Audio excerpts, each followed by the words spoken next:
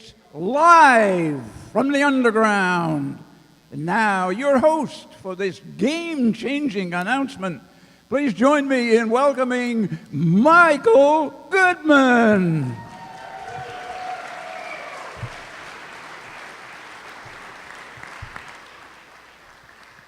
Hello, everyone, and thank you for joining us. Today, I'm overjoyed to announce an exciting new dimension to American tobacco, to Durham. And Billy wants me to say North Carolina here, but I'm going to say the Triangle. It's the Triangle. Today, you folks, the entrepreneurs, the investors, and the professionals who fuel the American economy will get a sneak peek at what we hope will be the new hub for innovation, the American Underground. Hello, baby! Bill, tell us more. Okay, you bet, Michael. In the underground, small businesses will grow into great businesses. 26,000 square feet in the lower level of the Strickland and Crow buildings will become a thoroughly modern space, emphasizing creativity, flexibility, and collaboration. The American Underground will feature individual tenant suites, individual offices, shared conference rooms, a 60-person classroom, a shared break room and arcade, and an amazing array of resources next door and right around the corner. Michael? Thank you, Bill. All right, now here to explain more about the American Underground is the founding father of American Tobacco Campus and yours truly, Jim Goodman.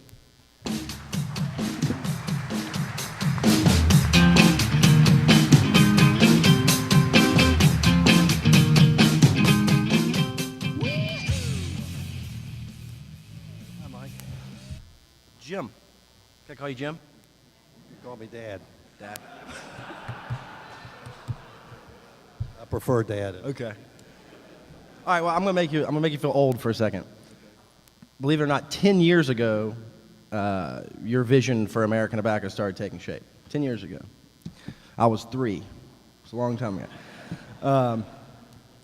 And you know, what's come of it has certainly been quite amazing. Great tenants, Duke University, McKinney, Bronto, over 60 now, and we love them all very much. So, you know, why create a space designed for the needs and budgets of small business and startups? Well, you know, this is sort of a logical, you know, we had 700,000 square feet to fill up. Mm-hmm. We wouldn't start with startups. But it was always in my mind that if we could create a space, you know, this campus sort of says innovation to me and creativity to me. And so I think it's the logical next step for us is to see if we can't create a space in the underground for creative, innovative people with lots of diverse ideas and plans, and see if we can't grow some companies. You know, I think, by the way, that's the future. You know, the new jobs are coming from these startups. So this, to me, is a logical next step. Sure. And when we first started talking about it, I think we both were equally on board and equally reserved. Maybe you were more of a convert than I was. It took me a year and a half to talk you into it. That is What not do you fair. mean? This was all my idea. I had to drag you along. Okay. So, you know, I think what was, when you kind of see the space in your mind and you think about specifically the space and how cool it'll be, what do you see there? Well, I have 3 things about the future, and I've been talking about this a good while, and so there's a notion that we have to have innovation and we have to create an environment in which innovation can show itself, can grow. The future is made of partnerships. You can't do it by yourself anymore. And the future is a very diverse future, diversity being very important. So I see all those things happening down here. I see a very diverse environment. I see lots of partnerships, people working together and sharing, lots of creativity and lots of innovation, and a really fun place to work. You pulled it together at the end. I kind of changed the question on you, and Yeah, you're you answering did. a different question. That was pretty good. Okay. But we could talk for hours about how we got here. Instead, let's see what it will be. Here with a special report from the Underground is our correspondent from the near future. Hello, folks. I'm coming to you from the near future. Here, the American Underground is not just complete, it's the place where businesses fuel up to succeed and then fuel the new economy. Yay! And here in the future, Sky 5 is really old news. We use jetpacks now. They make getting around easier for the entrepreneurs and experts at the Underground. When those go-getters aren't hunkered down or cooking up ideas, they enjoy access to resources, We can help. a creative community, baseball, and good food. All the energy of a startup campus, all the amenities of a world-class business hub. So congratulations to all the folks behind the American Underground and to your first batch of partners. So, future Jim, what are your favorite parts of the future? Good question. Smart fella. My favorite things are the fact that there is now a Plenza installation in every home. And because of future technology, I now have hair. Now, one more thing. What am I up to in the future? Well, Real Jim, you better get your social butterfly on.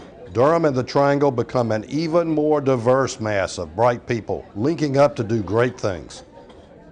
Did I mention diversity? Thank you very much, Dad.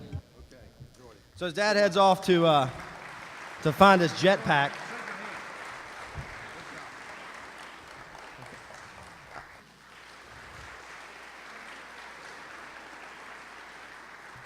It's all Thank- yours, Michael. thank you all for being here. And now for our second round of guests, please help me welcome North Carolina Small Business Commissioner, Mr. Scott Daughtry.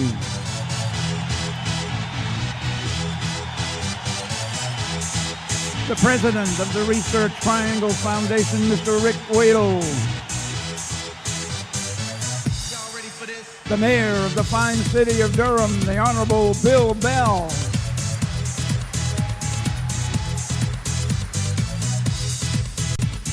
And the founder of DurhamStartups.com and the thriving startup Shoebox.com, Taylor Mingos.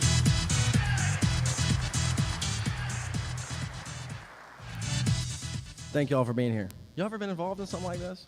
I hadn't. This is quite an event. Yeah. I've been to a lot of ribbon cuttings, nothing ever quite like this. Okay, fair enough. Well, we'll start with you, Scott. You know, the Underground exists to serve entrepreneurs and their ideas. Why is that important on a state level? Well, North Carolina has a growing reputation as a place to grow new companies. And when we're successful in Durham, as I expect we'll be here, that has a lot of spillover effect for the rest of the state in terms of enhancing that reputation. I would also say that it's a pretty clear fact that emerging tech-based companies in particular play a major role in job creation and creating the jobs of tomorrow. So any kind of place that creates an environment like this is something that I think some of our counterparts around the state will be looking at with envy. Great, thank you. Rick, you know, your focus is obviously more on the triangle level.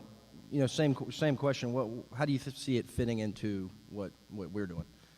Well, a couple of things come to mind right up front. First, this kind of project is the kind of project that helps really reinforce and extend our region's great brand, one that's always been based on innovation, but is now evolving to that next level of innovation. So it helps extend the brand. But secondly, it really provides the kind of package, the total package that'll help support the kind of companies that really will be what our future is built around. That's right. Mayor Bell, you doing good? Well, Good. What about from Durham's perspective? You know, how do you see the entrepreneurial community growing here? well, Mike, as you know, Durham is a community that has a very rich diversity. It has a very eclectic educational system, home to two great universities, North Carolina Central University and Duke University. We're the home with a great community college, Durham Technical Community College. We're the home for the residential North Carolina School of Science and Math, where we take some of our brightest students, juniors and seniors, and put them through a very rigorous course in terms of math and science education. And when you look at that and you talk about RIC, we're home to the Research Triangle Park. There's no question in my mind that this is the right fit, Durham is the right fit for, we're known as having a creative class, and certainly a facility such as being proposed here creates the right environment for young entrepreneurs to grow and develop and nurture their work. Great. And Taylor, as the founder of DowntownDurhamStartups.com and Shoebox.com, a great up-and-coming startup, what are you hearing back from entrepreneurs and from your perspective about downtown Durham specifically? I think everybody's really excited about this area. As someone who probably won't be located in the American Underground, we're not sure, but we're pretty big right now. We're excited to have it as a resource, to have some of the different tenants you're about to announce down here. It's really exciting for us. And I also think what's really exciting about this area more and more, and things like the American Underground are really going to help with this, is that it seems to be attracting attention outside of the Triangle area. I'm not someone from North Carolina. I run a company here. I think this will really help make the area more of a destination for entrepreneurs across the country and maybe in the world. Well, tell me a little bit more about DowntownDurhamStartups.com. Sure. Me and a co-founder of iContact, Aaron Houghton, started a directory of all that's going on downtown. We see an incredible momentum in the area. There's a great ecosystem down here. You have the largest VC in the Southeast here in American Tobacco. You have 15 to 20 great biotech and tech startups down here. We're just so happy to be part of the area. We came to North Carolina because we had a connection to Duke University and some of the students there. We stayed, though, because of the growing scene here in downtown, in the Triangle overall. And we started this website, DowntownDurhamStartups.com, to just kind of be a listing, an index, and a resource for people to find out what's going on down here. And because we're so excited about things going on, like the American Underground, which we've known about for a little while. Great.